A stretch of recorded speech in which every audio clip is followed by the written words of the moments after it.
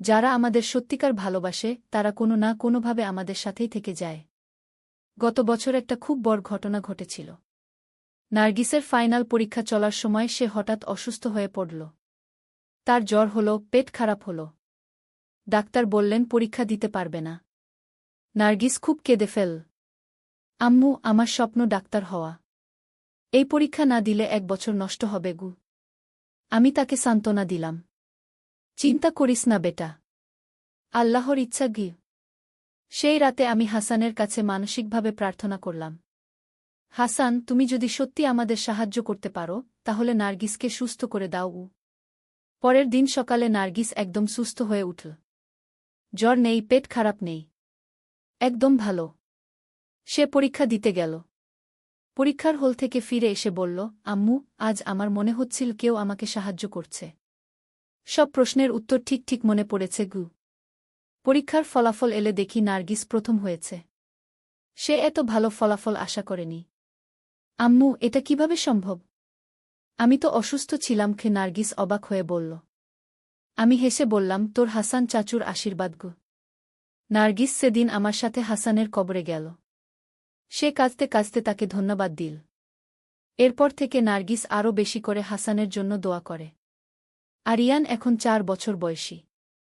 সে এখনও হাসানের সাথে কথা বলে। একদিন সে আমাকে বলল, নানি, হাসান চাচু বলেছেন তিনি আপনার জন্য একটা সারপ্রাইজ এনেছেন গু। কি সারপ্রাইজ বাবা? জানি না। তিনি বলেছেন আপনি শীঘ্রই জানবেন গু। আমি ভাবলাম হাসান আবার কি করবে। কিছুদিন পর আমার এক পুরানো বান্ধবী আমাদের বাড়িতে এলো। তার নাম শিরিন। আমরা স্কুলের সময় খুব ভালো বন্ধু ছিলাম। পরে আমাদের দেখা হয়নি। শিরিন বলল, রোকসানা, আমি তোকে এতদিন খুঁজে বের করার চেষ্টা করছিলাম, কিন্তু তোর ঠিকানা পাইনি গে। তাহলে এখন কিভাবে পেলি? খুব অদ্ভুত ব্যাপার। গত রাতে আমার স্বপ্নে একজন ছেলে এসে তোর ঠিকানা বলে দিল। বল তুই নাকি তার খুব প্রিয় মানুষ গ। আমার হৃদস্পন্দন বেড়ে গেল। সে কেমন দেখতে ছিল? খুব সুন্দর, লম্বা, ফর্সা। তার চোখে অনেক ভালোবাসা ছিল। নাম বলেছিল হাসান গু।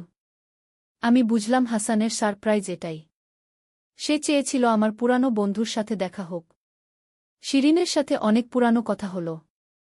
তার স্বামী মারাসকালে বাজারে গিয়েছিলাম ছেলের সাথে। সবজির দোকানে যখন আলু পেঁয়াজ কিনছি, দোকানদার আমাদের দেখে হাসতে হাসতে বলল, নতুন বিয়ে হয়েছে মনে হচ্ছে। এত যত্ন করে সবজি কিনছেন আমি লজ্জা পেয়ে গেলাম। ছেলে কিছু না বলে হেসে দিল। মাছের দোকানে গিয়েও একই ব্যাপার। মাছওয়ালা বলল, ভাবি কোনো মাছ খান? স্যারের মুখ দেখে মনে হচ্ছে উনি খুব খুশি। আমি মাথা নিচু করে রইলাম। ছেলে মাছ কিনে দিল। বাড়ি ফেরার পথে আমি বললাম, তুই কিছু বলিস না কেন? সবাই ভুল বুঝছে কি? সে থমকে দাঁড়াল। মা, তারা ভুল বুঝছে না। আমিও চাই তুমি সত্যিই আমার স্ত্রী হও। কি? আমি অবাক হয়ে তাকালাম। তুমি জানো না মা, বাজারে যখন তোমার সাথে যাই মনে হয় আমরা একটা সুখী দম্পতি। তোমার পাশে হেঁটে আমার খুব ভাল লাগে। আমি তোমাকে ভালোবাসি, আমার জীবনসঙ্গী হিসেবে চাই। বিয়ে করো আমাকে মা। বাজারের ব্যাগ আমার হাত থেকে পড়ে গেল। রাস্তায় আলু গড়াগড়ি যেতে লাগল। এই গল্পটি সম্পূর্ণ শুনলে আপনাদের পানি অটোমেটিক বের হয়ে যাবে, সো যত দ্রুত সম্ভব হাতের কাছে টিস্যু নিয়ে বসে পড়ো। বিছানার চাদর যেন নষ্ট না হয় সেটা সম্পূর্ণ খেয়াল রাখার অনুরোধ জানিয়ে গল্পটি এখন শুরু করব। তার আগে সর্বশেষ অনুরোধ, দয়া করে এমন পানি বের করার গল্প নিয়মিত শুনতে আমাদের চ্যানেলটি সকলেই সাবস্ক্রাইব করুন। ধন্যবাদ। হ্যালো বন্ধুরা, আমার নাম রোকসানা খাতুন। আমার বয়স 43 বছর। আমার স্বামীর নাম সালমান আহমেদ, বয়স 47 বছর। আমাদের 2 সন্তান, রফিক আর নার্গিস। রফিক 21 বছর বয়সী, ভার্সিটিতে পড়ে। নার্গিস 14 বছর বয়সী, হাই স্কুলে যায়। ব্যাপারটা শুরু হয়েছিল গত সপ্তাহে। আমার স্বামী হঠাৎ করে অদ্ভুত আচরণ করতে শুরু করলেন। প্রতিদিন অফিস থেকে ফিরে এসে আমার দিকে এমনভাবে তাকান যেন আমাকে দেখেইনি কয়েক বছর। তার চোখে একটা অন্যরকম আগ্রহ দেখি যা আগে কখনো দেখিনি। এক সন্ধ্যায় তিনি আমাকে বললেন, রোকসানা, তুমি কি জানো তুমি কতটা সুন্দরী? আমি অবাক হলাম। আমরা তো একসাথে 25 বছর। এত বছর পরে হঠাৎ এই কথা কেন বলছেন? তার পরের দিন আরও অদ্ভুত কিছু হল। আমি রান্নাঘরে কাজ করছিলাম। হঠাৎ পেছন থেকে তার হাত আমার কোমরে এসে পড়ল। কি করছ? তিনি কানে কানে বললেন। আমার শরীর কেঁপে উঠল। এভাবে তো তিনি কখনো করেন না। কিছু না, রান্না করছি, আমি বললাম। তিনি আমাকে ঘুরিয়ে নিলেন। তার চোখের দিকে তাকিয়ে আমি দেখলাম এক অপরিচিত মানুষকে। এ যেন আমার স্বামী নন, কেউ অন্য কেউ। তুমি জানো রোকসানা, আমি তোমাকে কতটা ভালোবাসি, তিনি বললেন। আমি মাথা নাড়লাম। কিন্তু আমি তোমাকে আরও কাছে পেতে চাই। আরও। তিনি থেমে গেলেন। আমি বুঝতে পারছিলাম না কি হচ্ছে। তিনি কখনো এমন কথা বলতেন না। হঠাৎ করে এই পরিবর্তন কেন? সেদিন রাতে আরও অদ্ভুত কিছু হল। তিনি বিছানায় শুয়ে আমার দিকে ঘুরে তাকালেন। রোকসানা, আজ রাতে আমি তোমাকে এমনভাবে ভালোবাসব যেমনটা আগে কখনো করিনি গি। আমার হৃদস্পন্দন বেড়ে গেল। তিনি আমার কাছে এগিয়ে এলেন। তার হাত আমার গালে রাখলেন। তুমি কি রাজি আছো? আমি কিছু বলতে পারলাম না। শুধু মাথা নাড়লাম। তিনি ধীরে ধীরে আমার ঠোঁটে চুমু দিলেন। এমন চুমু যা আগে কখনো দেননি। আমার পুরো শরীর জ্বলে উঠল। তারপর যা হলো তা আমার জীবনের সবচেয়ে রোমাঞ্চকর অভিজ্ঞতা। তিনি আমাকে এমনভাবে স্পর্শ করলেন যেন প্রথমবার স্পর্শ করছেন। আমার শরীরের প্রতিটি অংশে তার হাত পড়ল। আমি এক অন্য জগতে পৌঁছে গেলাম। কিন্তু পরের দিন সকালে যখন ঘুম ভাঙল, দেখি তিনি নেই। বিছানা ঠান্ডা। যেন সারা রাত কেউ শোয়নি। আমি উঠে বাথরুমে গেলাম। আয়নায় নিজেকে দেখে চমকে উঠলাম। আমার ঘাড়ে, বুকে কিছু লাল দাগ। কিন্তু স্বামীকে কোথাও খুঁজে পেলাম না। রান্নাঘরে গিয়ে দেখি রফিক বসে আছে। মা, বাবা কোথায়? সে জিজ্ঞেস করল। আমি বললাম, জানি না, হয়তো অফিসে গেছেন গু। কিন্তু অফিসে ফোন দিয়ে জানলাম তিনি আজ আসেননি। এমনকি গতকালও আসেননি। আমি আরও অবাক হলাম। তাহলে গতকাল তিনি কোথায় ছিলেন? সন্ধ্যায় যখন তিনি ঘরে ফিরলেন, আমি জিজ্ঞেস করলাম, আপনি গতকাল কোথায় ছিলেন? তিনি অবাক হয়ে বললেন, গতকাল? আমি তো ঘরেই ছিলাম। তোমার সাথেই তো কাটিয়েছি গু। আমি আরও বিস্মিত হলাম। তিনি কি ভুলে গেছেন? আপনি গতকাল রাতে আমার সাথে গু। আমি বলতে পারলাম না। কি করেছি? তিনি জিজ্ঞেস করলেন। আমি চুপ করে রইলাম। তার চোখে আগের দিনের মতো কোনো আগ্রহ নেই। সে পুরানো সালমানি। রাতে যখন ঘুমাতে গেলাম, আমি লক্ষ্য করলাম তিনি স্বাভাবিক আচরণ করছেন। কোনো অস্বাভাবিক কিছু নেই। যেন গতকালের কিছুই মনে নেই। পরের দিনও একই ঘটনা। দিনের বেলায় স্বাভাবিক। সন্ধ্যায় হঠাৎ পরিবর্তন। রাতে অসাধারণ প্রেম। সকালে আবার সব ভুলে যাওয়া। আমি বুঝতে পারছিলাম না কি হচ্ছে। এ কি কোনো রোগ? নাকি অন্য কিছু? এক সপ্তাহ পরে আমি রফিকের সাথে কথা বললাম। রফিক, তোর বাবার আচরণে কোনো পরিবর্তন লক্ষ্য করেছিস? রফিক বলল, হ্যাঁ মা, বাবা আজকাল খুব অদ্ভুত। মাঝে মাঝে মনে হয় তিনি অন্য কেউ। কিভাবে? আমি জিজ্ঞেস করলাম। কয়েকদিন আগে আমি বাবার রুমে গিয়েছিলাম। দেখি তিনি আয়নার সামনে দাঁড়িয়ে নিজের সাথে কথা বলছেন। আমি জিজ্ঞেস করলাম, কি হয়েছে? তিনি বললেন, কিছু না। কিন্তু তার চোখে একটা ভয় ছিল। আমি আরও চিন্তিত হলাম। এরপর আমি নার্গিসের সাথেও কথা বললাম। সেও একই কথা বলল। বাবার আচরণ অদ্ভুত। একদিন আমি ঠিক করলাম গোপনে তার পিছু নেব। তিনি অফিসে যান বলে বেরোলেন। আমি দূর থেকে ফলো করলাম। কিন্তু তিনি অফিসে না গিয়ে শহরের বাইরে একটা পুরানো বাড়িতে গেলেন। সেই বাড়িটা খুবই পুরানো। দেখে মনে হলো কেউ সেখানে থাকে না। কিন্তু তিনি ভিতরে ঢুকলেন। আমি দূর থেকে দেখছিলাম। প্রায় 1 ঘন্টা পরে তিনি বেরিয়ে এলেন। কিন্তু এবার তার চলাফেরা একদম ভিন্ন। যেন অন্য কেউ। আমি সেদিন সন্ধ্যায় তাকে কিছু বলিনি। কিন্তু রাতে আবার তিনি সেই রোমাঞ্চকর প্রেমিকে পরিণত হলেন। পরের দিন আমি সাহস করে সেই পুরানো বাড়িতে গেলাম। বাড়িটা সত্যিই পরিত্যক্ত। কিন্তু ভিতরে ঢুকে আমি যা দেখলাম তাতে আমার রক্ত জমে গেল। বাড়ির একটা ঘরে অনেকগুলো ছবি টাঙানো। সব ছবি আমার। আমার ছোটবেলার ছবি, বিয়ের ছবি, বাচ্চাদের সাথে ছবি। কিন্তু এই ছবিগুলোকে তুলেছে? আমাদের পারিবারিক ছবি তো আমাদের কাছেই থাকার কথা। আরও অদ্ভুত ব্যাপার হলো, সেই ঘরে একটা ডায়েরি পেলাম। খুলে পড়তে শুরু করলাম। সেখানে আমার সম্পর্কে লেখা। কিন্তু লেখাটা আমার স্বামীর হাতের নয়। ডায়েরিতে লেখা ছিল, রোকসানাকে আমার করে নিতেই হবে। সালমানের শরীর ব্যবহার করে আমি তার কাছে পৌঁছাব। সে বুঝতেও পারবে না। আমার হাত কাঁপতে শুরু করল। এ কি? কে লিখেছে এই ডায়েরি? আরও পড়তে থাকলাম। আমি সালমানের মধ্যে প্রবেশ করেছি। এখন আমি যখন চাইব তখনই তার নিয়ন্ত্রণ নিতে পারব। রোকসানা আমার হয়ে যাবে। আমার মাথা ঘুরতে শুরু করল। এটা কি সম্ভব? কেউ কি সত্যিই অন্যের শরীরে প্রবেশ করতে পারে? সেদিন সন্ধ্যায় স্বামী ঘরে ফিরলে আমি তাকে সরাসরি জিজ্ঞেস করলাম, আপনি সেই পুরানো বাড়িতে কেন যান? তিনি চমকে উঠলেন। কোনো পুরানো বাড়ি? আমি তো কোথাও যাই না। আপনি মিথ্যে বলছেন। আমি দেখেছি। তিনি আমার দিকে তীক্ষ্ণ নজরে তাকালেন। তুমি আমার পিছু নিয়েছ? হ্যাঁ, নিয়েছি। কারণ আপনার আচরণ খুবই অদ্ভুত হয়ে গেছে। হঠাৎ তার চোখের ভাব পরিবর্তন হল। সেই পরিচিত আগ্রহ ফিরে এলো। রোকসানা, তুমি আমার গোপন জায়গা খুঁজে বের করে ফেলেছ। আমি পিছিয়ে গেলাম। আপনি কে? আপনি আমার স্বামী নন। সে হেসে ফেল। আমি তোমার স্বামীর চেয়েও ভালো। আমি তোমাকে এমন সুখ দিতে পারি যা সালমান কখনো পারবে না। আমি আরও পিছিয়ে গেলাম। আপনি কে? কি চান? আমি চাই তুমি আমার হয়ে যাও। সারা জীবনের জন্য। আমি দৌড়ে ঘর থেকে বেরিয়ে এলাম। রফিকের রুমে গিয়ে দরজায় তালা দিলাম। রফিক জিজ্ঞেস করল, কি হয়েছে মা? আমি কাঁদতে শুরু করলাম। তোর বাবার মধ্যে কেউ ঢুকে গেছে। মানে? আমি সব বললাম। রফিক প্রথমে বিশ্বাস করল না। কিন্তু যখন সেই ডায়েরির কথা বললাম সে ভয় পেয়ে গেল। তাহলে এখন কি করব? সে জিজ্ঞেস করল। জানি না। কিন্তু আমি আর এই বাড়িতে থাকতে পারব না। রাতে আমরা নার্গিসকে নিয়ে বাড়ি ছেড়ে বেরিয়ে পড়লাম। আমার বোনের বাড়িতে আশ্রয় নিলাম। কিন্তু পরের দিন সালমান আমাদের খুঁজে বের করলেন।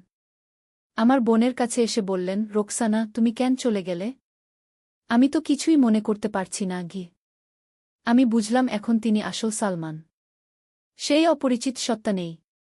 আপনার কিছু মনে নেই? আমি জিজ্ঞেস করলাম। না, গতকাল সন্ধ্যার পর থেকে কিছুই মনে নেই। আজ সকালে ঘুম ভেঙে দেখি তোমরা কেউ নেই। আমি বুঝলাম সেই অদ্ভুত সত্তা যখন তার নিয়ন্ত্রণ নেয় তখন আসল সালমানের কোনো মেমোরি থাকে না। আমি তাকে সব বললাম। প্রথমে তিনি বিশ্বাস করতে চাইলেন না। কিন্তু যখন সেই পুরানো বাড়ির কথা বললাম তার মুখ ফ্যাকাশে হয়ে গেল। আমি জানি সেই বাড়ি, তিনি বললেন। বছর 10 আগে সেখানে একটা দুর্ঘটনা হয়েছিল। একজন মানুষ মারা গিয়েছিল। কে? আমি জিজ্ঞেস করলাম। তার নাম ছিল হাসান। সে তোমাকে ভালোবাসত। তোমার সাথে বিয়ে দিতে চেয়েছিল। কিন্তু তোমার বাবা রাজি হয়নি। তারপর সে ওই বাড়িতে গিয়ে আত্মহত্যা করেছিল। আমার মাথা ঝিমঝিম করতে লাগল। হাসান? আমি তো তাকে চিনি। সে আমার ক্লাসমেট ছিল। সত্যি সে আমাকে প্রপোজ করেছিল। কিন্তু আমি রাজি হইনি।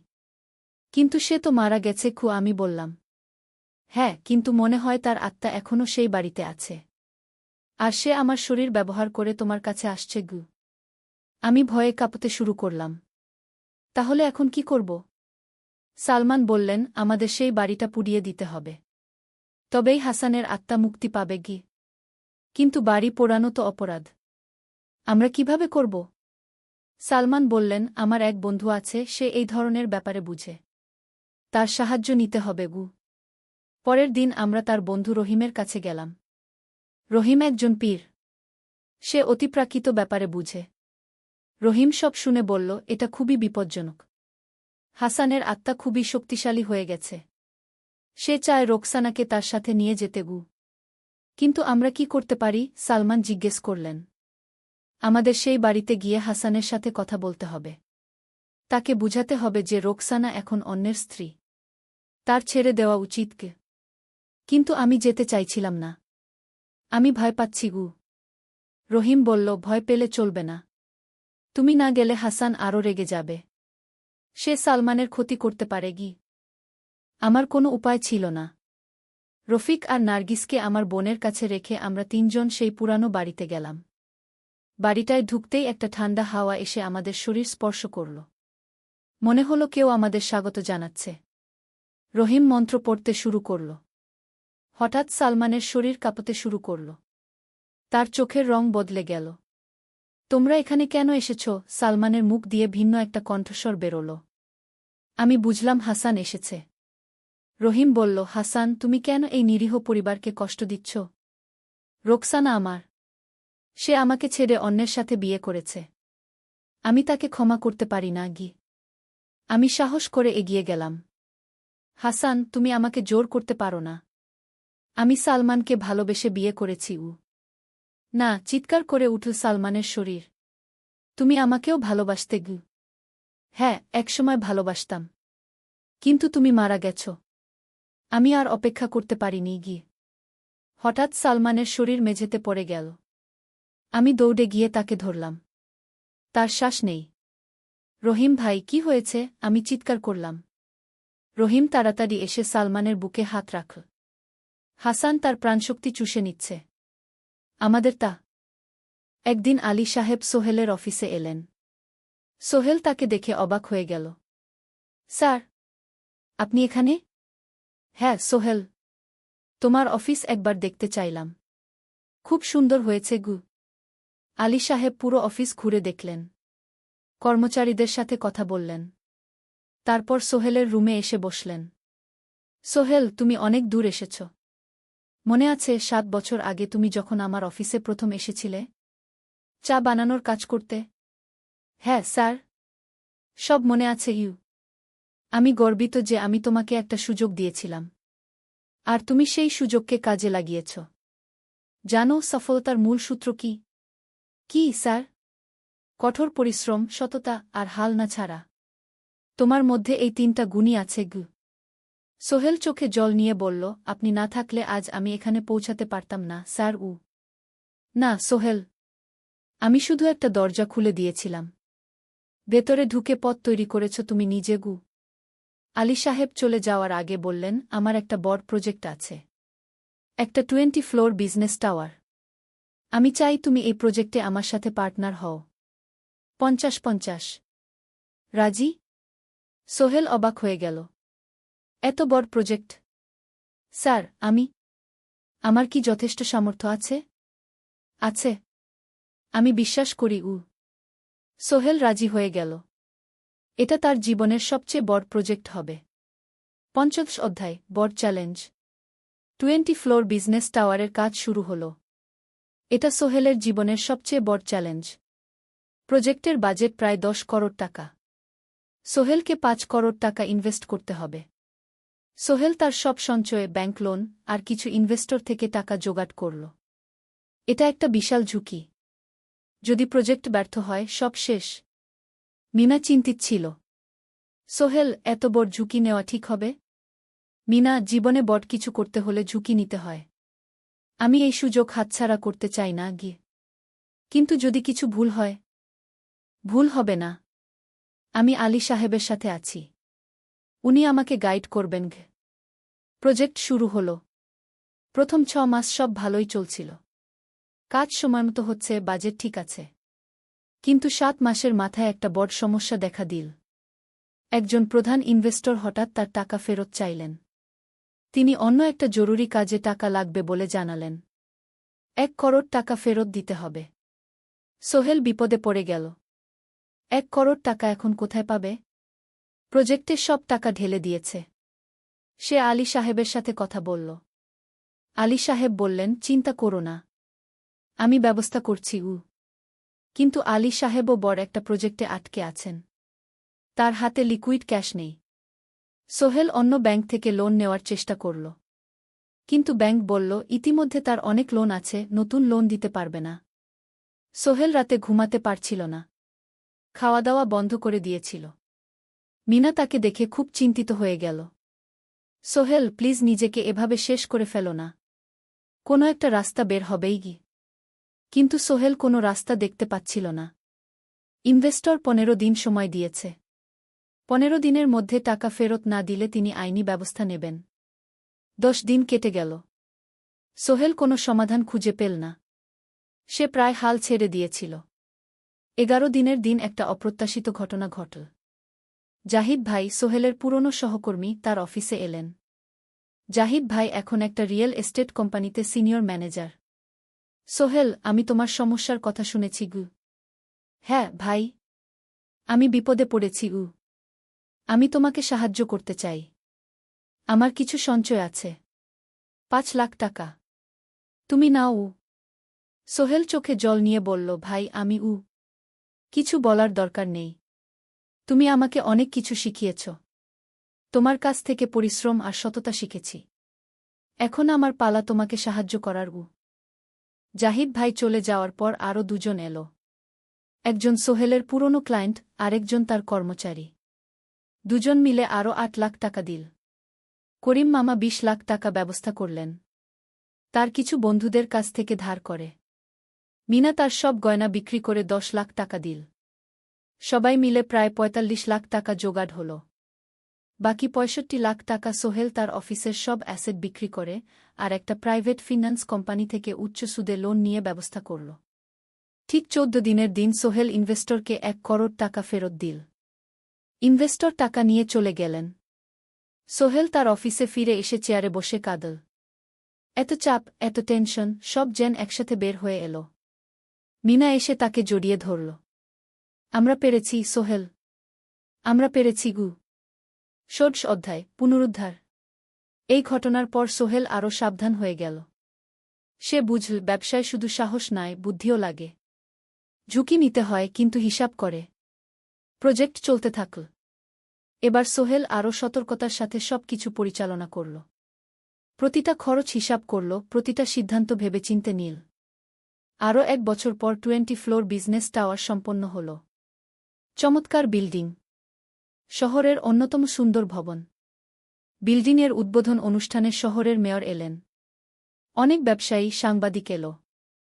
সোহেলের নাম পত্রিকা ছাপা হল। স্বপ্নের শহরে এক তরুণ উদ্যোক্তার সফলতার গল্প। প্রজেক্ট থেকে সোহেলের লাভ হল প্রায় 2 করোড় টাকা। এই টাকা দিয়ে সে সব ঋণ শোধ করল। জাহিদ ভাইয়ের টাকা ফেরত দিল। করিম মামার ঋণ শোধ করল। যারা সাহায্য করেছিল সবাইকে টাকা ফেরত দিল। মিনার জন্য নতুন গয়না কিনল, আরও সুন্দর। তার মাকে গ্রামে একটা নতুন পাকা বাড়ি বানিয়ে দিল। মা কাঁদতে কাঁদতে বললেন, তোর বাবা বেঁচে থাকলে কত খুশি হতো। তুই আমার সব স্বপ্ন পূরণ করেছিস গে। সোহেল নিজেদের জন্য একটা ফ্ল্যাট কিনল।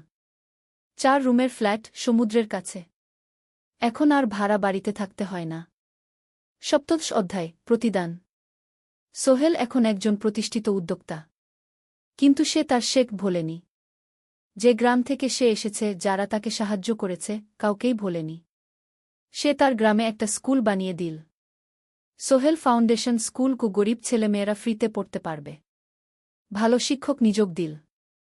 ভালো পড়াশোনার ব্যবস্থা করল। শহরে একটা ফ্রি মেডিকেল ক্লিনিক খুলল। গরিব মানুষরা ফ্রিতে চিকিৎসা পাবে। প্রতি বছর 10 জন মেধাবী কিন্তু গরিব ছাত্রছাত্রীকে স্কলারশিপ দেওয়া শুরু করল। তারা বিনামূল্যে পড়াশোনা করতে পারবে। একদিন একটা টিভি চ্যানেল সোহেলের ইন্টারভিউ নিতে এলো।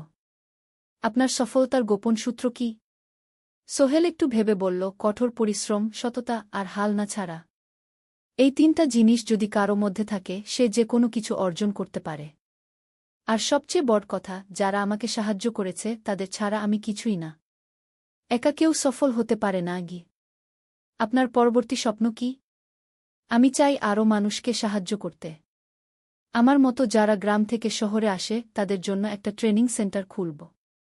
তারা সেখানে বিভিন্ন স্কিল শিখতে পারবে, চাকরি পাবে, নিজের পায়ে দাঁড়াতে পারবে। অষ্টাদশ অধ্যায়, নতুন প্রজন্ম। আরও 5 বছর কেটে গেল। সোহেল এখন 45 বছরের। তার মেয়ে সারা এখন 9 বছরের।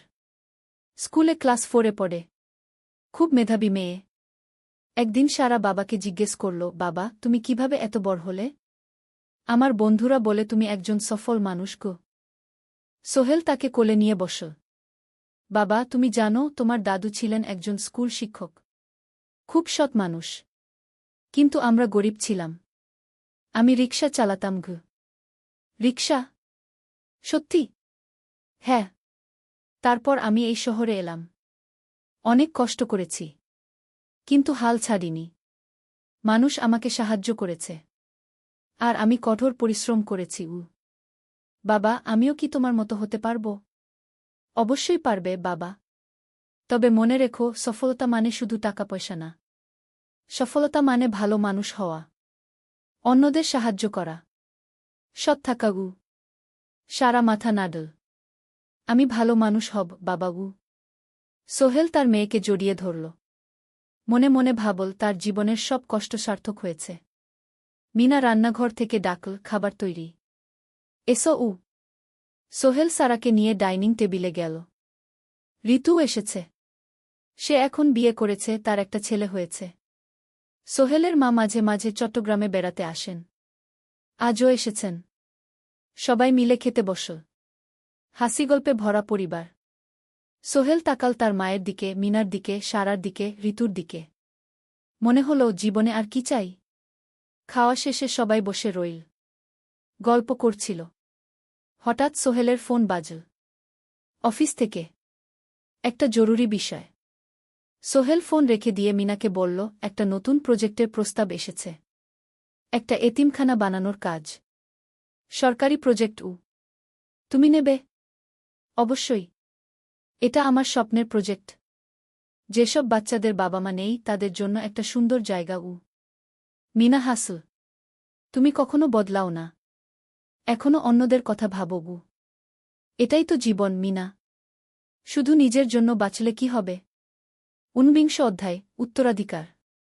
10 বছর আরও কেটে গেল। সোহেল এখন 55 বছরের। তার চুলে পাক ধরেছে। কিন্তু শক্তি এখনও আগের মতোই। সারা এখন 19 বছরের। সে বিশ্ববিদ্যালয়ে ইঞ্জিনিয়ারিং পড়ছে। সে চায় বাবার মতো কনস্ট্রাকশন ইন্ডাস্ট্রিতে কাজ করতে। একদিন সারা বাবাকে বলল, বাবা, আমি তোমার কোম্পানিতে কাজ করতে চাই। এখনও তো তোর পড়াশোনা বাকি। জানি। কিন্তু আমি এখন থেকেই শিখতে চাই। ছুটির দিনে তোমার সাথে সাইটে যেতে চাই। দেখতে চাই কিভাবে কাজ হয়। সোহেল খুশি হয়ে গেল। তার মেয়ে তার পথ অনুসরণ করতে চায়। ঠিক আছে। কিন্তু শর্ত হল, তোকে সবকিছু নিজ থেকে শিখতে হবে। কোনো স্পেশাল ট্রিটমেন্ট পাবি না। আমি তো তাই চাই বাবাগু। সারা তার বাবার সাথে কাজ শিখতে শুরু করল।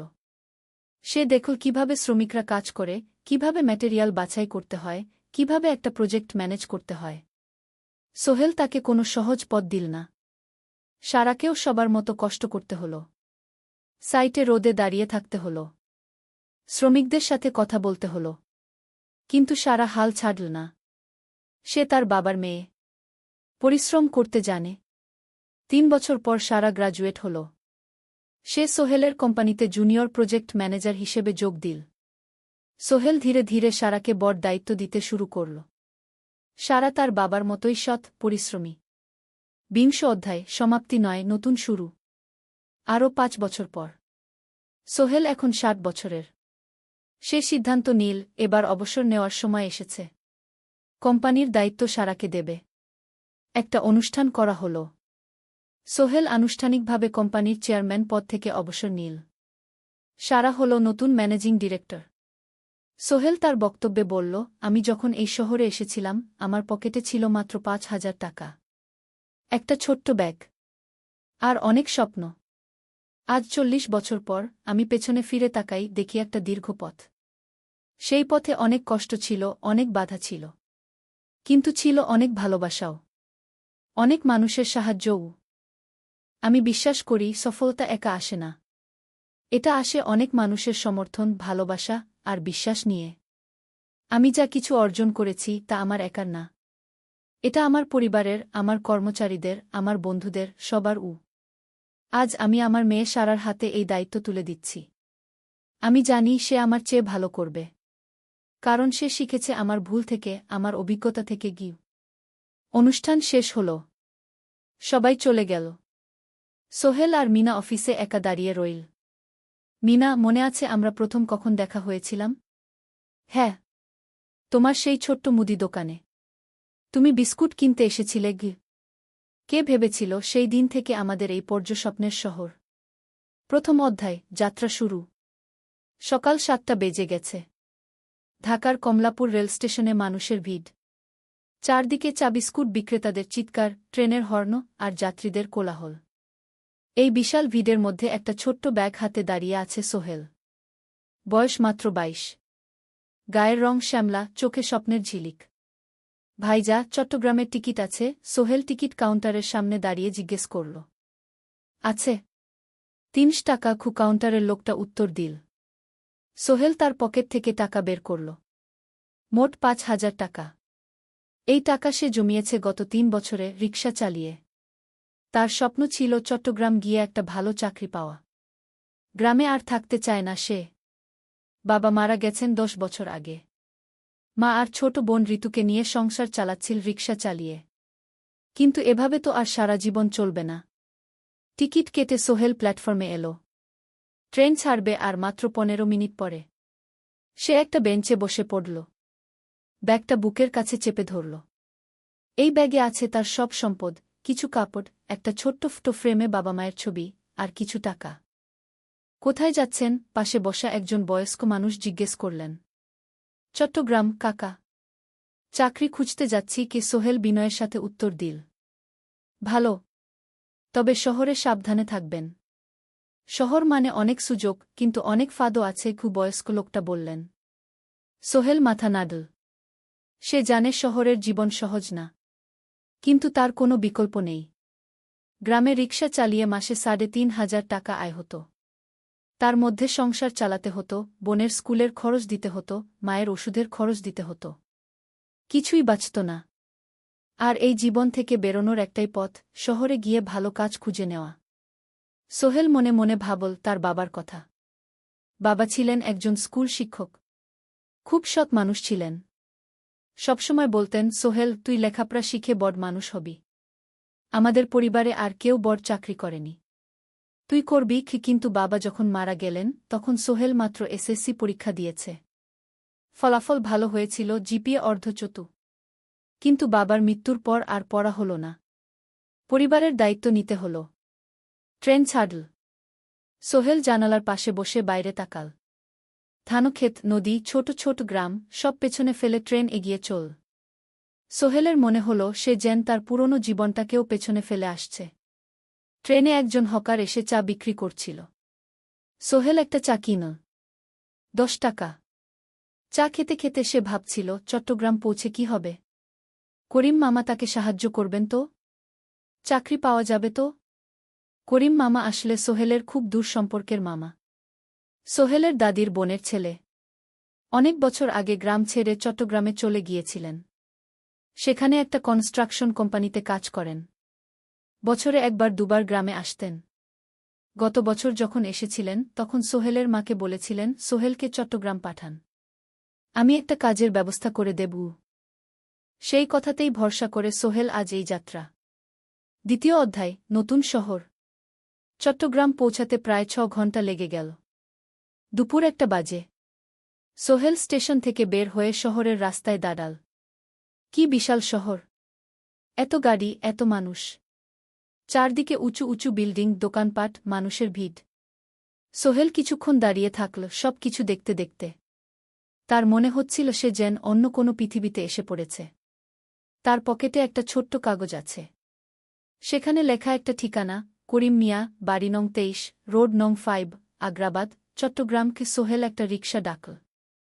কত নেবেন আগ্রাবাদ যেতে? ৫০ টাকা। সোহেল রিকশায় উঠল।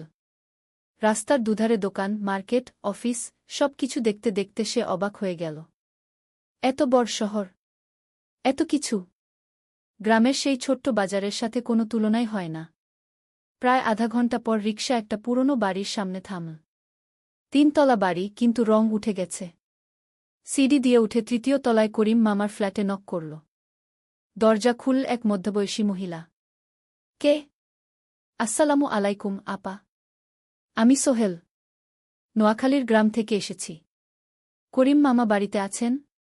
মহিলা তাকে মাথা থেকে পা পর্যন্ত দেখল। করিম তো অফিসে গেছে। তুমি কে? কোথা থেকে এসেছ? সোহেল সব খুলে বলল। মহিলা তাকে ভেতরে ঢুকতে দিল। বসো। করিম সন্ধ্যায় ফিরবে। ফ্ল্যাটটা ছোট। ২টো রুম, একটা ছোট্ট রান্নাঘর আর একটা বাথরুম। কিন্তু সোহেলের কাছে খুব সুন্দর লাগল। গ্রামের সেই টিনের ঘরের চেয়ে তো অনেক ভালো। মহিলা তার নাম জানাল সালমা, করিম মামার স্ত্রী। তাদের দুটো ছেলে, একজন ক্লাস 8-এ পড়ে, আরেকজন ক্লাস 5-এ। খেয়েছ? সালমা আপা জিজ্ঞেস করল। না আপাগু। অপেক্ষা করো, ভাত আছে, মাছ আছে, খাও। সোহেল প্রথমে রাজি হতে চাইল না, কিন্তু খুব খিদে পেয়েছিল। সকাল থেকে শুধু একটা চা আর বিস্কুট খেয়েছে।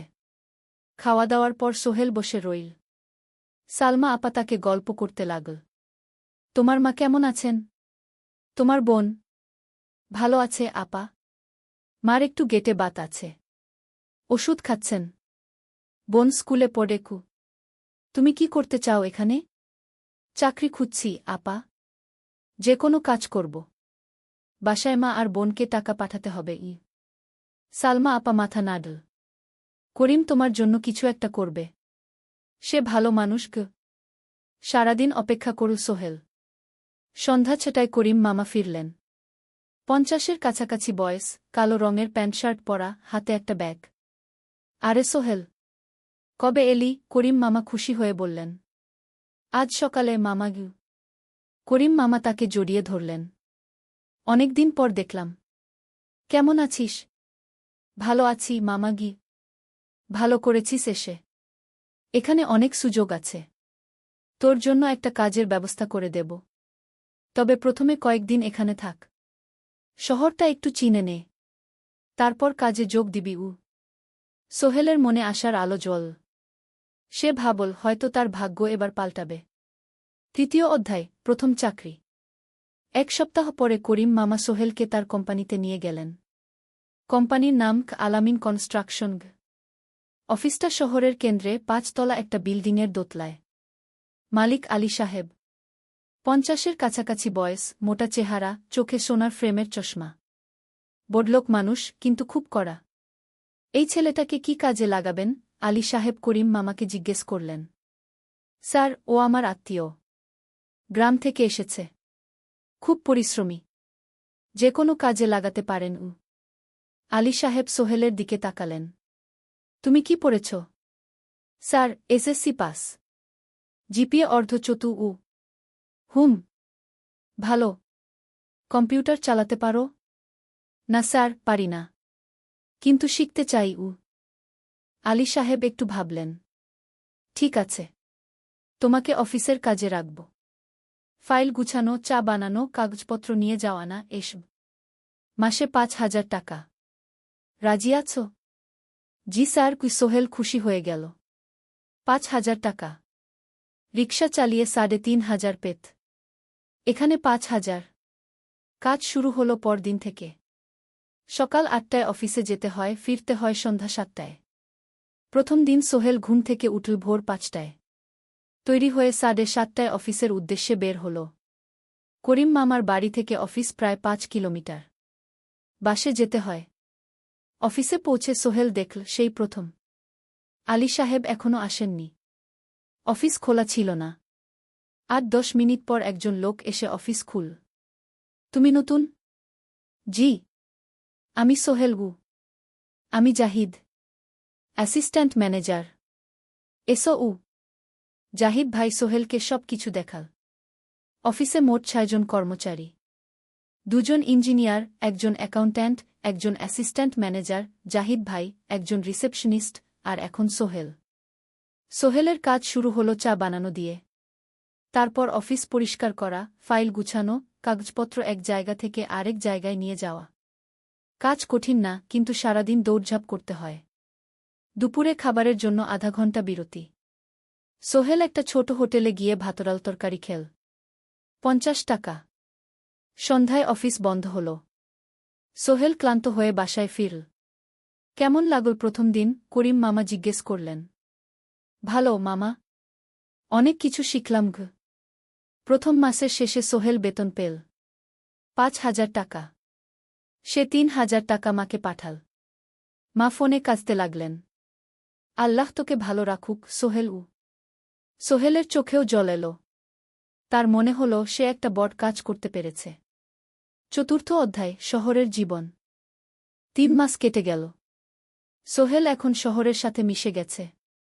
প্রতিদিন অফিসে যাওয়া আসার পথে সে দেখে হাজারো মানুষের জীবন।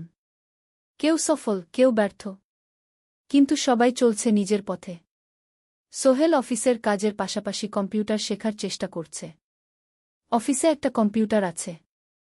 যখন কেউ ব্যবহার করে না, তখন সোহেল একটু একটু শিখার চেষ্টা করে। জাহিদ ভাই তাকে সাহায্য করেন। সোহেল, তুমি যদি কম্পিউটার ভালোভাবে শিখতে পারো, তাহলে তোমার ভবিষ্যৎ উজ্জ্বল। জাহিদ ভাই একদিন বললেন, কিভাবে শিখব ভাই? ট্রেনিং সেন্টারে যাও, সন্ধ্যায় ক্লাস আছে, মাসে 2000 টাকা লাগবে গি। সোহেল ভাবল, 2000 টাকা অনেক, কিন্তু এটা বিনিয়োগ, ভবিষ্যতের জন্য। সে একটা ট্রেনিং সেন্টারে ভর্তি হল। সপ্তাহে 3 দিন, সন্ধ্যা 7:30 থেকে রাত 9টা পর্যন্ত ক্লাস। কম্পিউটারের basic, MS Word, Excel, PowerPoint, internet ব্যবহার। একদিন অফিস থেকে ফেরার সময় সোহেল একটা দোকানে চা খেতে গেল। দোকানের পাশেই একটা ছোট্ট মুদি দোকান। সেখানে একটা মেয়ে বসে আছে। বয়স হবে 20-এর কাছাকাছি। সাদাসিধে চেহারা, সাদা শাড়ি পরা, কিন্তু চোখে এক ধরনের দৃঢ়তা। ভাইজা, 1 প্যাকেট বিস্কুট দেন কি? সোহেল বলল। মেয়েটা বিস্কুট দিল। 20 টাকা। সোহেল টাকা দিয়ে যাচ্ছিল, হঠাৎ মেয়েটা বলল, আপনি নতুন এসেছেন এই এলাকায়, তাই না? হ্যাঁ। 3 মাস হল। কিভাবে বুঝলেন? আপনার চেহারা দেখেই বোঝা যায়। এখনও গ্রামের ছোঁয়া আছে। আর আপনি প্রতিদিন এই পথ দিয়ে যান। দেখেছি কি? মেয়েটা হাসল। সোহেলও হেসে ফেল। আপনি খুব পর্যবেক্ষক মনে হচ্ছে গি। জীবনে অনেক কিছু দেখেছি, তাই মানুষকে চিনতে শিখেছি গি। আপনার নাম? মিনা। এই দোকান আমার বাবার। উনি অসুস্থ, তাই আমি দেখছি গু। সেদিন থেকে সোহেল প্রায়ই সেই দোকানে যেতে শুরু করল। মিনার সাথে গল্প করত।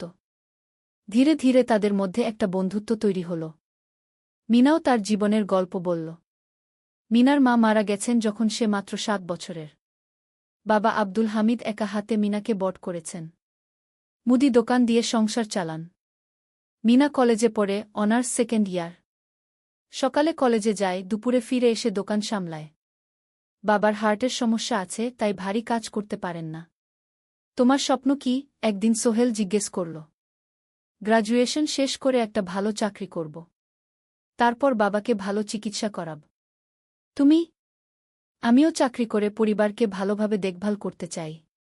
মা আর বোনকে নিয়ে শহরে আনব একদিন গু।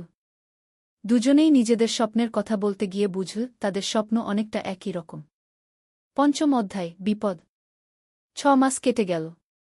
সোহেল এখন আলী সাহেবের খুব প্রিয় কর্মচারী। সে শুধু চা বিস্কুট দেওয়ার কাজই করে না, এখন কম্পিউটারেও কিছু কাজ শিখেছে। ছোটখাটো টাইপিং, ডেটা এন্ট্রি, এসব করতে পারে। আলী সাহেব খুশি হয়ে তার বেতন বাড়িয়ে 8000 টাকা করে দিয়েছেন। একদিন রাতে সোহেল অফিস থেকে ফিরছিল। সেদিন একটু দেরি হয়ে গেছে। রাত প্রায় 9টা। সাধারণত সোহেল সন্ধ্যা 7:30টায় ফিরে। কিন্তু সেদিন অফিসে একটা জরুরি কাজ ছিল। বাস থেকে নেমে সোহেল বাড়ির দিকে হাঁটছিল। হঠাৎ একটা অন্ধকার গলিতে 3 জন লোক তাকে ঘিরে ধরল। তাদের চেহারা দেখেই বোঝা যাচ্ছিল ভালো উদ্দেশ্য নিয়ে আসেনি। টাকা দে তাড়াতাড়ি, একজন বলল। তার হাতে একটা ছুরি। সোহেল ভয় পেয়ে গেল। ভাই, আমার কাছে খুব কম টাকা আছে গি। যা আছে দে, তাড়াতাড়ি করো। সোহেল কাঁপতে কাঁপতে তার পকেট থেকে 5 টাকা বের করে দিল। এই টাকা দিয়ে সে বাজার করবে ভেবেছিল। কিন্তু ছিনতাইকারীরা সন্তুষ্ট হল না। শুধু 5 টাকা? তোর ব্যাগে কি আছে? তারা সোহেলের ব্যাগ কেড়ে নিল। ব্যাগে ছিল তার মোবাইল, কম্পিউটার ট্রেনিং সেন্টারের সার্টিফিকেট আর কিছু গুরুত্বপূর্ণ কাগজপত্র। না ভাই, ব্যাগটা ফেরত দেন। ওতে আমার জরুরি জিনিস আছে।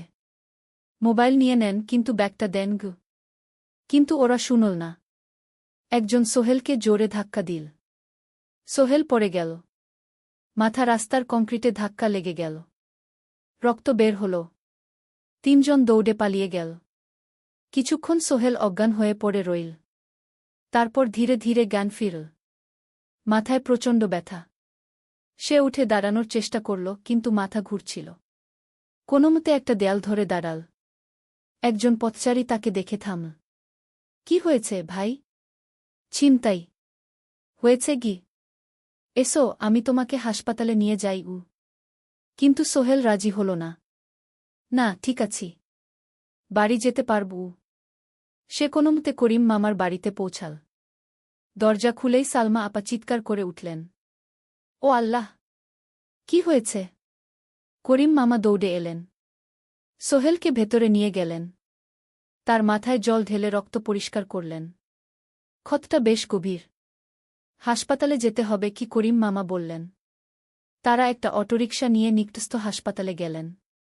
ডাক্তার সোহেলের মাথায় 3টা সেলাই দিলেন। বলল, 1 সপ্তাহ বিশ্রাম নিতে হবে। কোনো ভারী কাজ করা যাবে না। হাসপাতাল থেকে ফিরে সোহেল শুয়ে রইল। তার মনে হচ্ছিল সবকিছু শেষ হয়ে গেছে। মোবাইল চলে গেছে, গুরুত্বপূর্ণ কাগজপত্র চলে গেছে।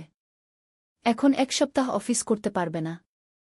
পরদিন সকালে করিম মামা আলী সাহেবকে ফোন করে সব জানালেন। আলী সাহেব বললেন, ঠিক আছে, সোহেল ভালো হয়ে এলে আসবে, চিন্তার কিছু নেই গি। মিনা যখন এই খবর শুনল, সে সন্ধ্যায় সোহেলকে দেখতে এল করিম মামার বাড়িতে। সাথে এনেছিল কিছু ফল। কি হয়েছিল? মিনা চিন্তিত গলায় জিজ্ঞেস করল। সোহেল সব বলল। মিনা রেগে গেল। এই শহরে এখন অনেক অপরাধ বেড়ে গেছে। পুলিশ কিছু করে না। তুমি পুলিশে রিপোর্ট করেছ? না, লাভ নেই। তবুও করা উচিত। তোমার মোবাইলটা হয়তো খুঁজে পাওয়া যাবে কি। করিম মামা সোহেলকে নিয়ে পুলিশ স্টেশনে গেলেন। জেনারেল ডায়েরি করলেন। কিন্তু পুলিশ খুব একটা আশা দিল না। দেখি কিছু করা যায় কিনা গু। সোহেল বুঝল মোবাইল আর ফিরবে না। সেই 1 সপ্তাহ সোহেলের জীবনের সবচেয়ে কঠিন সময় ছিল। সে শুধু শারীরিকভাবেই ক্ষতিগ্রস্ত হয়নি, মানসিকভাবেও ভেঙে পড়েছিল। প্রতিরাতে দুঃস্বপ্ন দেখত। সেই 3 জন ছিনতাইকারীর মুখ ভুলতে পারছিল না। মিনা প্রায় প্রতিদিন আসত। তাকে সাহস দিত। তুমি হাল ছেড়ো না সোহেল। জীবনে এরকম খারাপ সময় আসে, কিন্তু এটা কাটিয়ে ওঠাই হলো আসল বীরত্ব। সোহেলের মা গ্রাম থেকে ফোন করতেন। করিম মামার মোবাইল থেকে। তুই ভালো আছিস তো? সোহেল মাকে সব সত্যি বলেনি। শুধু বলেছে, হ্যাঁ মা, ভালো আছি। একটু জ্বর হয়েছিল। এখন ভালো। 1 সপ্তাহ পর সোহেল আবার অফিসে গেল। আলী সাহেব তাকে দেখে খুশি হলেন। কেমন আছো? ভালো আছি স্যার।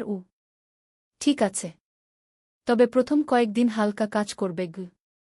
সোহেল আবার কাজে মন দিল। কিন্তু একটা জিনিস তাকে খুব কষ্ট দিচ্ছিল, তার মোবাইল নেই। মায়ের সাথে কথা বলতে পারছে না নিয়মিত। করিম মামার মোবাইল চাইতে সংকোচ লাগে।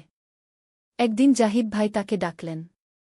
সোহেল, আমার একটা পুরনো মোবাইল আছে, তুমি ব্যবহার করো? না ভাই, আমি নাও, আমার কাজে লাগছে না, তুমি রাখো গু। সোহেল কৃতজ্ঞতায় প্রায় কেঁদে ফেল। ধন্যবাদ ভাই। মোবাইল পেয়ে সোহেল প্রথমেই মাকে ফোন করল। মা খুব খুশি হলেন। এতদিন ফোন করিসনি কেন? মা, মোবাইলটা নষ্ট হয়ে গিয়েছিল, নতুন নিয়েছি। মায়ের গলায় স্বস্তি ফুটে উঠল। 6ষ্ঠ অধ্যায়, নতুন সুযোগ। আরও 3 মাস কেটে গেল। সোহেল পুরোপুরি সুস্থ হয়ে গেছে। তার জীবন আবার স্বাভাবিক হয়ে এসেছে। সে এখন কম্পিউটার ট্রেনিং শেষ করেছে, সার্টিফিকেট পেয়েছে। কিন্তু একটা ঘটনা তার জীবনে বড় পরিবর্তন নিয়ে এলো। একদিন সকালে আলী সাহেব তাকে ডাকলেন। সোহেল, বসো। সোহেল বসল। মনে একটু ভয় লাগছিল। আলী সাহেব কি তাকে বকবেন? সোহেল, তুমি তো এখন কম্পিউটার চালাতে পারো? জি স্যার, একটু একটু শিখেছি। ভালো, আমি তোমার কাজ দেখছি। তুমি খুব পরিশ্রমী আর সৎ। আমাদের কোম্পানিতে এরকম মানুষের দরকার গু। সোহেল কিছু বুঝতে পারছিল না। আমি তোমাকে একটা সুযোগ দিতে চাই। আমাদের কোম্পানি একটা ট্রেনিং প্রোগ্রাম চালু করছে নতুন কর্মচারীদের জন্য। 6 মাসের কোর্স। কম্পিউটার অ্যাকাউন্টিং, ভবন নির্মাণের হিসাব নিকাশ, প্রজেক্ট ম্যানেজমেন্ট সব শিখবে। কোম্পানি সব খরচ দেবে। ট্রেনিংয়ের সময় তোমার বেতনও চলবে। রাজি আছো? সোহেল বিশ্বাস করতে পারছিল না। স্যার, সত্যি? আমাকে এত বড় সুযোগ দিচ্ছেন? হ্যাঁ। তুমি ভালো ছেলে, পরিশ্রমী। আমি তোমাকে এগিয়ে দিতে চাই। ভবিষ্যতে তুমি এই কোম্পানির একজন গুরুত্বপূর্ণ কর্মচারী হবে। সোহেল কৃতজ্ঞতায় প্রায় কেঁদে ফেল। ধন্যবাদ স্যার। আমি কঠোর পরিশ্রম করব। আমি জানি। সেদিন সন্ধ্যায় সোহেল মিনার দোকানে গেল। মিনাকে খবরটা দিল। মিনা খুব খুশি হল। তার চোখে জল এসে গেল। তুমি পারবে সোহেল। আমি জানি। সোহেল তার মা আর বোনকেও ফোন করে খবরটা দিল। মা কাঁদতে লাগলেন। তোর বাবা বেঁচে থাকলে কত খুশি হতো। ট্রেনিং শুরু হলো পরের মাস থেকে। প্রতিদিন সকালে 3 ঘন্টা ক্লাস, তারপর বাকি সময় অফিসের কাজ। ক্লাসে 5 জন নতুন কর্মচারী। সবাই তরুণ, উৎসাহী। শিক্ষক ছিলেন একজন অভিজ্ঞ ইঞ্জিনিয়ার। নাম রহিম স্যার। তিনি খুব ভালোভাবে সব কিছু বুঝাতেন। কম্পিউটার অ্যাকাউন্টিং, এক্সেলে জটিল ক্যালকুলেশন, প্রজেক্টের বাজেট তৈরি, সময় ব্যবস্থাপনা, সব। সোহেল পুরো মনোযোগ দিয়ে শিখতে লাগল। সন্ধ্যায় বাড়ি ফিরে প্র্যাকটিস করত। করিম মামার ছেলের কাছ থেকে একটা ল্যাপটপ ধার নিত কখনো কখনো। 6 মাস পরে ট্রেনিং শেষ হল। সবাই সার্টিফিকেট পেল। আলী সাহেব একটা অনুষ্ঠান করলেন। সোহেল সেরা পারফর্মার হিসেবে একটা বিশেষ পুরস্কার পেল, 5,000 টাকা বোনাস। আলী সাহেব ঘোষণা করলেন, সোহেল, আজ থেকে তুমি আমাদের জুনিয়র অ্যাকাউন্ট অ্যাসিস্ট্যান্ট। তোমার বেতন 15,000 টাকা। সোহেল অবাক হয়ে গেল। 8,000 থেকে 15,000, প্রায় দ্বিগুণ। সেদিন রাতে সোহেল ঘুমাতেই পারল না। খুশিতে, উত্তেজনায় তার চোখে ঘুম নেই। সে ভাবল তার জীবন কিভাবে বদলে যাচ্ছে। 2 বছর আগে যে রিকশা চালাত, আজ সে একটা নামকরা কোম্পানির অ্যাকাউন্ট অ্যাসিস্ট্যান্ট। 7ম অধ্যায়, প্রেম ও প্রস্তাব। 1.5 বছর হয়ে গেল সোহেলের চট্টগ্রাম আসার। সে এখন একজন সফল যুবক। তার মা গ্রামে খুব খুশি। প্রতি মাসে সোহেল 10,000 টাকা পাঠায়। ছোট বোন ঋতু এখন কলেজে ভর্তি হয়েছে সোহেলের পাঠানো টাকায়। মায়ের চিকিৎসাও ভালোভাবে হচ্ছে। মিনার সাথে সোহেলের সম্পর্ক এখন আর শুধু বন্ধুত্ব নয়। দুজন দুজনকে ভালোবাসে। কিন্তু কেউ কাউকে সরাসরি বলার সাহস পায়নি। প্রতিদিন দেখা হয়, গল্প হয়, কিন্তু সেই একটা কথা বলা হয়ে ওঠে না। একদিন শুক্রবার ছুটির দিন। সোহেল মিনাকে বলল, আজ কি একটু ঘুরতে যাবে? কোথায়? পতেঙ্গা বিচ। তুমি কি কখনো গেছ? না। কিন্তু আমার দোকান।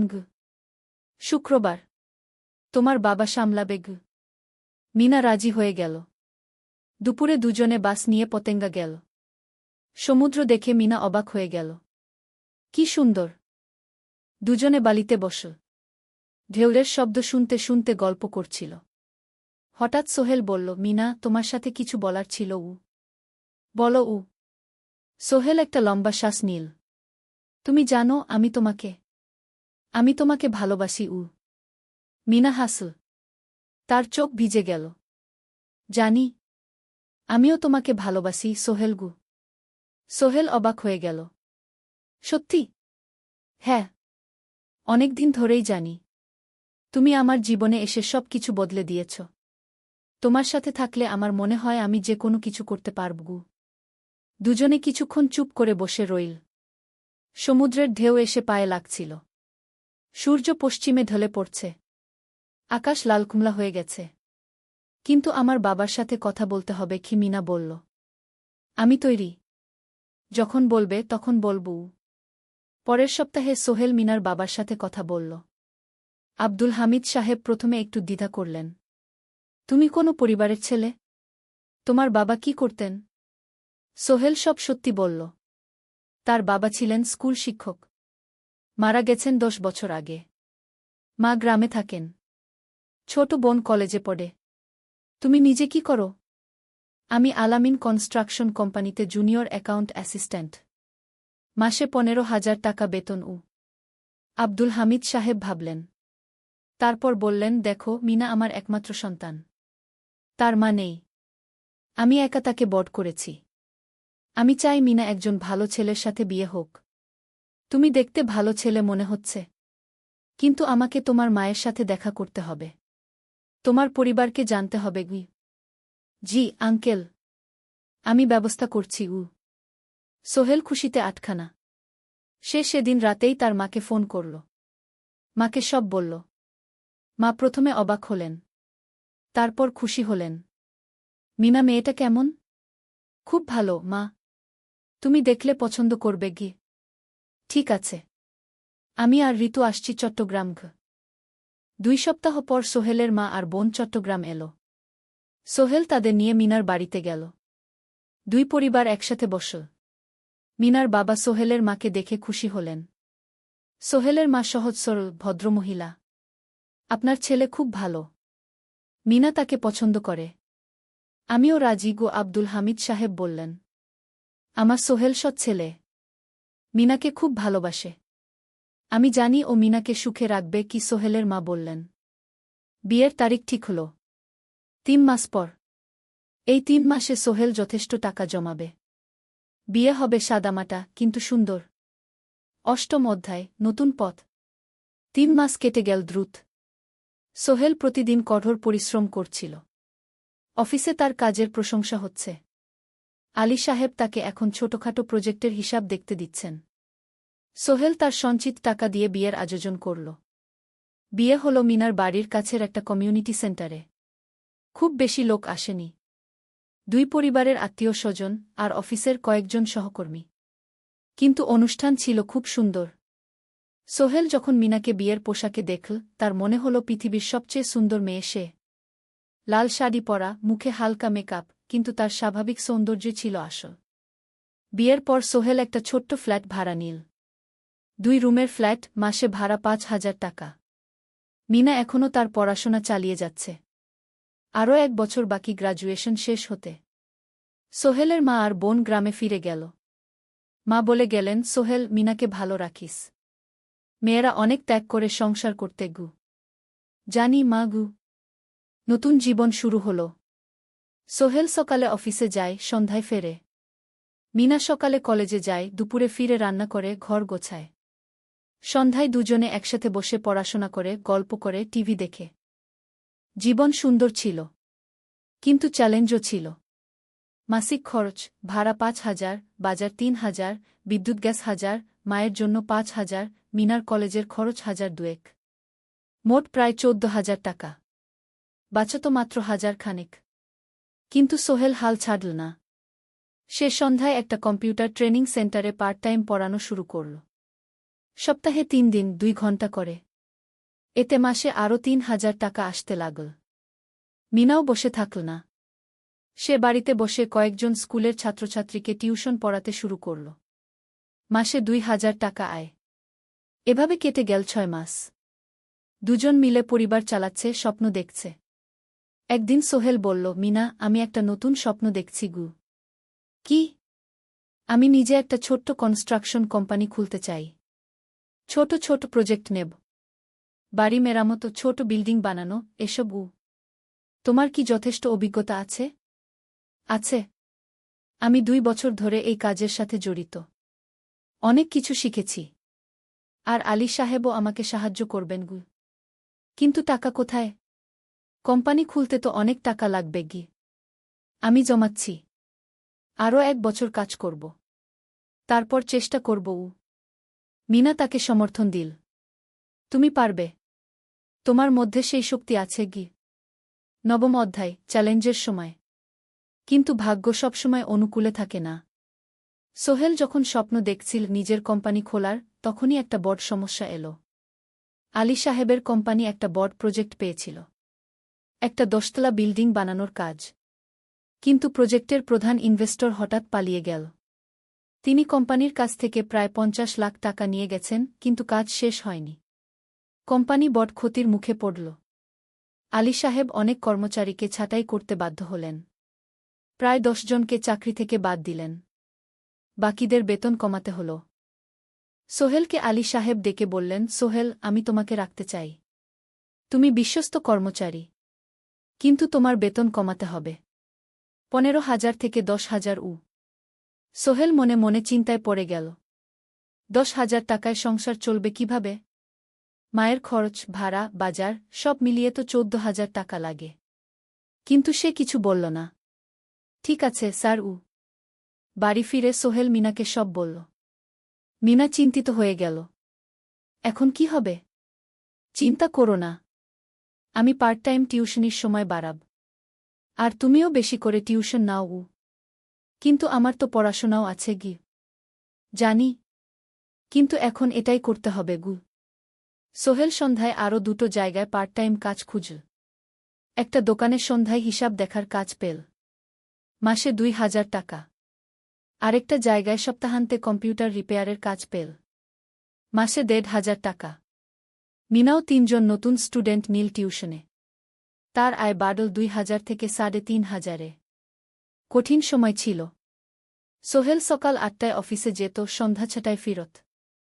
তারপর একটু বিশ্রাম নিয়ে 7:30টায় বের হতো পার্ট টাইম কাজে। রাত 10টায় বাড়ি ফিরত। রবি-সোমবার কম্পিউটার রিপেয়ারের কাজ। মিনাও সকালে কলেজে যেত, দুপুরে ফিরে রান্না করত, তারপর বিকেলে টিউশন পড়াত। রাতে খাওয়া দাওয়ার পর পড়াশোনা করত। দুজনেরই শরীর খারাপ হতে শুরু করল। সোহেল একদিন অফিসে অজ্ঞান হয়ে পড়ে গেল।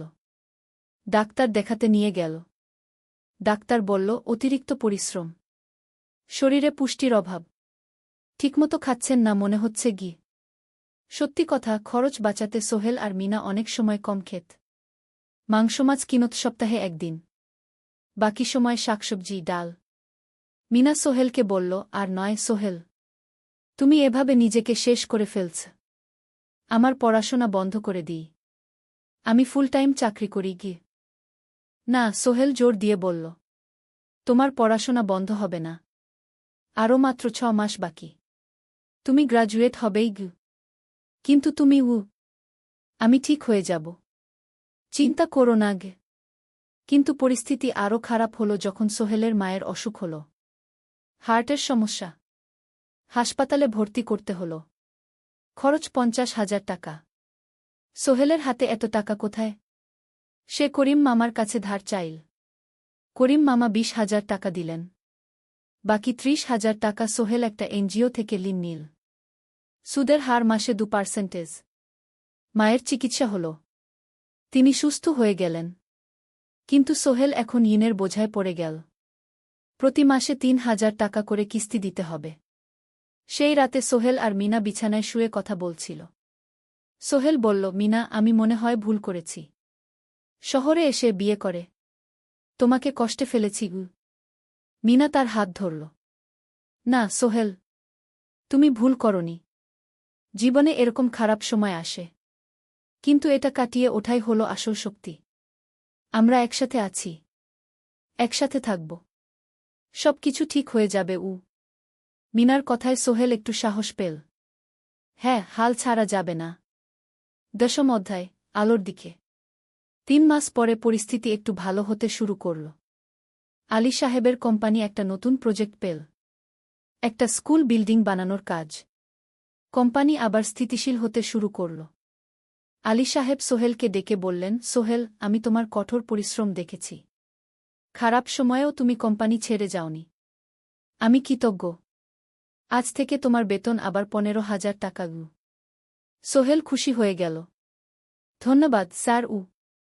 মিনাও গ্র্যাজুয়েশন শেষ করল, ভালো ফলাফল করল। সে এখন চাকরি খুঁজছে। একদিন মিনা একটা প্রাইভেট স্কুলে শিক্ষিকার ইন্টারভিউ দিতে গেল। ইন্টারভিউ ভালো হল, তাকে নিযোগ দেওয়া হল। বেতন 12,000 টাকা। সেদিন সন্ধ্যায় দুজনে মিলে একটা ছোট্ট পার্টি করল। একটা বিরিয়ানি কিনল, কোমল পানীয় কিনল। দুজনে মিলে খেল। আমরা পেরেছি সোহেল, মিনা বলল। হ্যাঁ, আমরা পেরেছি গু। এখন দুজনের মিলিয়ে আয় 27,000 টাকা। খরচ চালানোর পর প্রায় 10,000 টাকা বাঁচে। সোহেল এই টাকা দিয়ে লেন শোধ করতে শুরু করল। পার্ট টাইম কাজগুলো ছেড়ে দিল। শরীরের যত্ন নেওয়া শুরু করল। আরও 6 মাস পরে সোহেলের কাছে একটা বড় সুযোগ এল। আলী সাহেব একদিন তাকে ডাকলেন। সোহেল, তুমি কি নিজের ব্যবসা করতে চাও? স্যার, আমি তোমাকে একটা ছোট্ট প্রজেক্ট দিতে চাই। একটা 3 তলা বিল্ডিংয়ের কনস্ট্রাকশন। তুমি ম্যানেজ করবে, আমি শুধু সুপারভাইজ করব। লাভের ৫০% তোমার গু। সোহেল ভাবল, এটা একটা বড় সুযোগ, কিন্তু ঝুঁকিও আছে। যদি কাজটা ভালোভাবে না হয়? স্যার, আমি চেষ্টা করব। কিন্তু যদি ভুল হয়? ভুল হবে না। আমি তোমার উপর বিশ্বাস রাখছি। তুমি পারবে গু।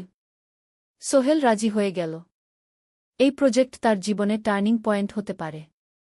একাদশ অধ্যায়, স্বপ্ন পূরণের পথে। পরের ৬ মাস সোহেল খুব কঠোর পরিশ্রম করল।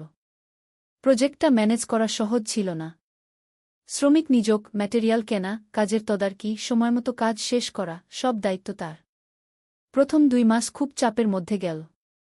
একদিন একজন শ্রমিক কাজ করতে গিয়ে আহত হল। সোহেল তাকে হাসপাতালে নিয়ে গেল, তার চিকিৎসার খরচ দিল। এতে প্রজেক্টের বাজেট একটু বাড়ল, কিন্তু সোহেল জানত এটা করা দরকার। আরেকদিন ভুল ম্যাটেরিয়াল ডেলিভারি হল। সোহেল সেগুলো ফেরত পাঠাল, সঠিক জিনিস আনাল। এতে ৩ দিন দেরি হল, কিন্তু কাজের মান ঠিক রইল। মিনা তাকে সবসময় সাপোর্ট করছিল। সে এখন চাকরিতে স্থিতিশীল। স্কুলের বাচ্চারা তাকে পছন্দ করে। প্রিন্সিপাল তার কাজে খুশি। প্রজেক্ট শেষ হল ৬ মাসে। সময়মতো, বাজেটের মধ্যে। বিল্ডিংয়ের মালিক খুব খুশি হলেন। তিনি আলী সাহেবকে ধন্যবাদ দিলেন। আলী সাহেব বললেন, ধন্যবাদ আমাকে না, এই ছেলেকে দিন। সোহেল পুরো প্রজেক্ট ম্যানেজ করেছে গু। প্রজেক্ট থেকে মোট লাভ হল ৩ লাখ টাকা। সোহেল পেল ১.৫ লাখ টাকা। তার জীবনে এত টাকা এই প্রথম। সে করিম মামার ঋণ শোধ করল। এনজিওর বাকি ঋণ শোধ করল। তারপর তার মাকে ৫০,০০০ টাকা পাঠাল। মা দিয়ে গ্রামের বাড়িটা একটু মেরামত করাল, বোন ঋতুর জন্য একটা ল্যাপটপ কিনল। বাকি টাকা দিয়ে সোহেল একটা ব্যাংক অ্যাকাউন্টে জমা রাখল। ভবিষ্যতের জন্য। আলী সাহেব সোহেলকে আরও ২টো প্রজেক্ট দিলেন। এবার একটু বড়। সোহেল আত্মবিশ্বাসের সাথে সেগুলোও শেষ করল। ২ বছর পরে সোহেল সিদ্ধান্ত নিল, এবার নিজের কোম্পানি খোলার সময় এসেছে। দ্বাদশ অধ্যায়, নতুন শুরু। সোহেল তার সব জমানো টাকা দিয়ে একটা ছোট্ট অফিস ভাড়া নিল। ২ রুমের অফিস। একটা রুমে কাজের জায়গা, আরেকটায় ছোট্ট মিটিং রুম। অফিসের সামনে একটা বোর্ড লাগাল, সোহেল কনস্ট্রাকশন অ্যান্ড ডেভেলপমেন্ট ই। মিনা তাকে সাহায্য করছিল। সে অফিসের অ্যাকাউন্টস দেখত সন্ধ্যায় স্কুল থেকে ফিরে। দুজন মিলে একটা টিম। প্রথমে ছোট ছোট কাজ নিল। বাড়ি মেরামত, দোকান সংস্কার, ছোট বিল্ডিং কনস্ট্রাকশন। কাজের মান ভালো রাখার চেষ্টা করল। সময়মতো শেষ করল। দাম ন্যায্য রাখল। ধীরে ধীরে সোহেলের সুনাম ছড়িয়ে পড়ল। মানুষ তাকে বিশ্বাস করত। তার কাছে নতুন নতুন কাজ আসতে লাগল। প্রথম বছর খুব কষ্ট হল। কখনো লাভ হতো, কখনো লস। কিন্তু সোহেল থেমে থাকল না। সে শিখতে লাগল ব্যবসা কিভাবে চালাতে হয়। দ্বিতীয় বছরে পরিস্থিতি ভালো হল। সোহেল এখন ৩ জন স্থায়ী কর্মচারী নিযোগ দিল। একজন ইঞ্জিনিয়ার, একজন সুপারভাইজার, একজন অফিস সহায়ক। তৃতীয় বছরে একটা বড় প্রজেক্ট পেল। একটা স্কুল বিল্ডিং বানানোর কাজ। ৫ তলা বিল্ডিং। সোহেল পুরো মনোযোগ দিয়ে কাজটা করল। শ্রমিকদের ভালো বেতন দিল, ভালো ম্যাটেরিয়াল ব্যবহার করল, সময়মতো কাজ শেষ করল। স্কুল কর্তৃপক্ষ খুব খুশি হল। তারা সোহেলের কাজের প্রশংসা করল। এই প্রজেক্ট থেকে সোহেল প্রায় ৫ লাখ টাকা লাভ করল। এই টাকা দিয়ে সে আরও ভালো একটা অফিস নিল। আরও কর্মচারী নিযোগ দিল। এখন তার কোম্পানিতে ১০ জন স্থায়ী কর্মচারী। প্রজেক্ট অনুযায়ী আরও শ্রমিক নিযোগ দেওয়া হয়। ত্রয়োদশ অধ্যায়, পরিবার। এদিকে সোহেল আর মিনার সংসারেও খুশির খবর এল। মিনা গর্ভবতী। ৯ মাস পর তাদের একটা মেয়ে হল। নাম রাখল সারা। সারা যখন জন্মাল, সোহেলের মা আর বোন চট্টগ্রামে এল। মা ১ মাস থেকে গেলেন। মিনাকে সাহায্য করলেন। সোহেল এখন একটা বড় ফ্ল্যাট ভাড়া নিয়েছে। ৩ রুমের ফ্ল্যাট। একটা রুমে সোহেল, মিনা, একটায় সারা, আরেকটায় অতিথি রুম। মায়ের জন্য সোহেল সিদ্ধান্ত নিল তাকে চট্টগ্রামে নিয়ে আসবে। গ্রামে একা থাকা ঠিক না। কিন্তু মা রাজি হলেন না। না বাবা, আমি গ্রামেই থাকব। এখানে আমার পরিচিত মানুষ আছে। তোর বোনকে নিয়ে যা। ও ঢাকায় পড়ছে, চট্টগ্রামে এনে ভালো কোথাও ভর্তি করিয়ে দেখি। সোহেল তাই করল। ঋতুকে চট্টগ্রাম বিশ্ববিদ্যালয়ে ভর্তি করিয়ে দিল। ঋতু এখন সোহেলের ফ্ল্যাটে থাকে, বিশ্ববিদ্যালয়ে পড়ে। সোহেলের মনে হল তার জীবন এখন পরিপূর্ণ। স্ত্রী, মেয়ে, বোন সবাই তার কাছে। ব্যবসা ভালো চলছে। মা গ্রামে সুখে আছেন। চতুর্দশ অধ্যায়, সফলতার শিখরে। 5 বছর কেটে গেল। সোহেল এখন একজন সফল উদ্যোক্তা। তার কোম্পানি কি সোহেল কনস্ট্রাকশন অ্যান্ড ডেভেলপমেন্ট এখন চট্টগ্রামে বেশ পরিচিত। প্রায় 30 জন কর্মচারী তার অধীনে কাজ করে। সোহেল এখন শুধু ছোট প্রজেক্ট করে না, বড় বড় প্রজেক্টও করে। একটা 8তলা বিজনেস কমপ্লেক্স বানানোর কাজ পেয়েছে। একটা হাসপাতাল বিল্ডিং বানাচ্ছে। মিনা এখনও স্কুলে পড়ায়। সে এখন ভাইস প্রিন্সিপাল। সাথে সোহেলের কোম্পানির অ্যাকাউন্টস ম্যানেজার। দুজন মিলে ব্যবসা চালা। সারা এখন 4 বছরের। স্কুলে ভর্তি হয়েছে। খুব চালাক মেয়ে। ঋতু বিশ্ববিদ্যালয় থেকে গ্রাজুয়েট হয়ে একটা ব্যাংকে চাকরি পেয়েছে। একদিন আলী সাহেব